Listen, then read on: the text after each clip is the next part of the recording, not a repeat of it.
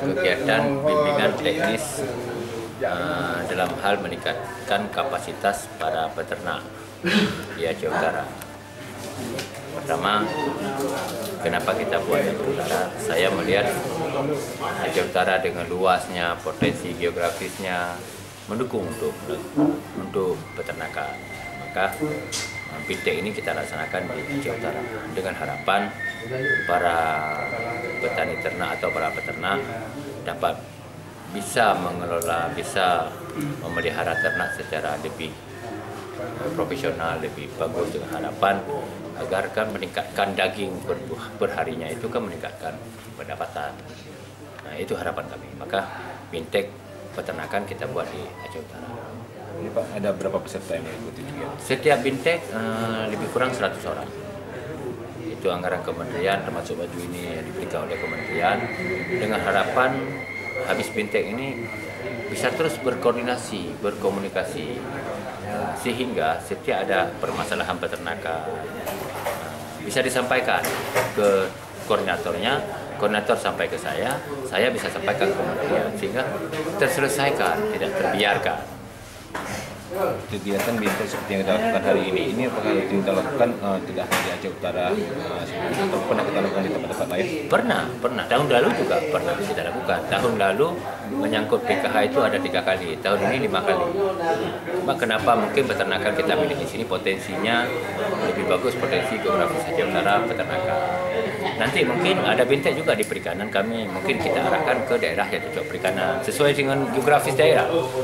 Untuk perkembangannya sendiri, dari bintek yang kita lakukan tahun-tahun sebelumnya, bagaimana? Apakah ada perkembangan atau statis? Ada, setiap kegiatan pasti ada plus minus. Kalau kemarin hasil bintek yang baru saya lihat, habis bintek, masyarakat pulang, tidak terbangun komunikasi lebih lanjut. Maka tahun ini kita mencoba membuat bintek per kecamatan. Kayak tadi, ini tadi 100 orang kecamatan Bayu. Koordinatornya si A. Minimal kalau ada apa-apa, misalnya apa keluh apa ini atau dan sebagainya, bisa sampaikan ke koordinatornya sampaikan ke kita. Terlepas kita nggak mampu menyelesaikan, minimal kan komunikasi sudah terbangun.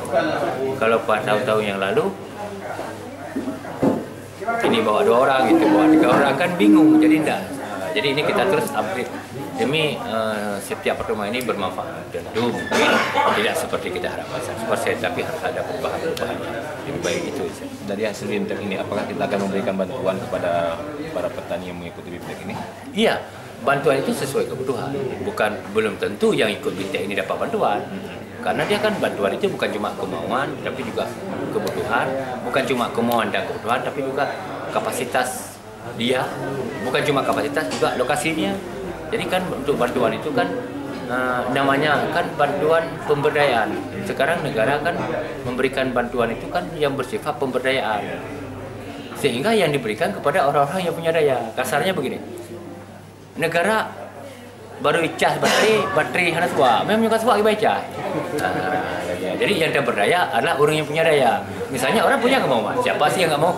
Mau lembu, semua mau. Cuma kadang-kadang tempat, lokasi, malah katakan beleng lain, mesadik kekuatan liang dan mungkin pada jalan ada jurnal, benar lah.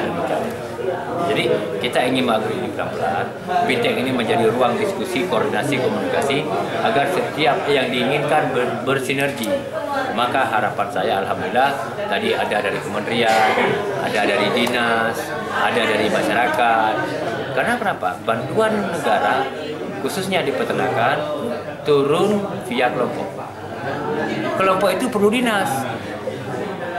Dinas juga tidak mampu memberdayakan masyarakat dengan uang APBK-nya. Harus ada uang APBN. Ya kan? Uang APBN tidak mungkin turun tanpa ada koordinasi dengan dinas. Jadi kita saling bersinergi. Nah, saya pikir pertemuan ini menjadi ruang bersilaturahmi dan membangun sinergitas antara kabupaten, provinsi, kementerian, dan masyarakat. Itu harapan saya.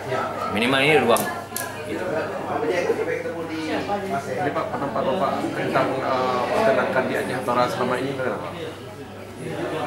Mengenai peternakan di Aceh Utara Masih kurang, maka kita kalau jumlah populasi bagus.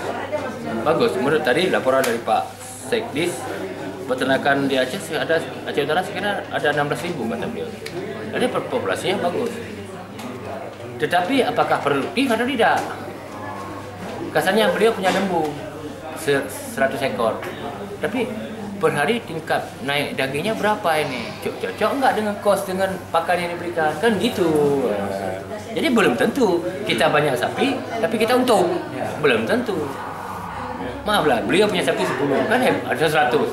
Tapi satu hari habis pakan yang begitu banyak, kilonya nggak naik. Berarti kan ada problem nih. Ini bagaimana gitu. Ini yang kita mendorong bagaimana menjadi yang profesional lah, walaupun kita nggak gimana ya, kita mau profesional kali, tapi yang secara ilmu dengan harapan misalnya kasih pakan sekian berapa naik daging per hari. Kalau dulu ya kan kita bersapi kasih lembu satu kita atau lembu kita lepas di situ mau. Orang kan produksi untung tidaknya piara sapi sangat tergantung pada peningkatan daging per hari. Itu jadi ini ada pakar-pakarnya. Kalau saya nggak ngerti sih secara teknis, nggak ngerti saya. Ada pakar-pakarnya, ada Pak Yan, ada orang ini. Beliau ini yang memurnikan sapi Aceh. Kita punya BCU memurnikan sapi Aceh. Karena sapi Aceh itu memang sapi unggul.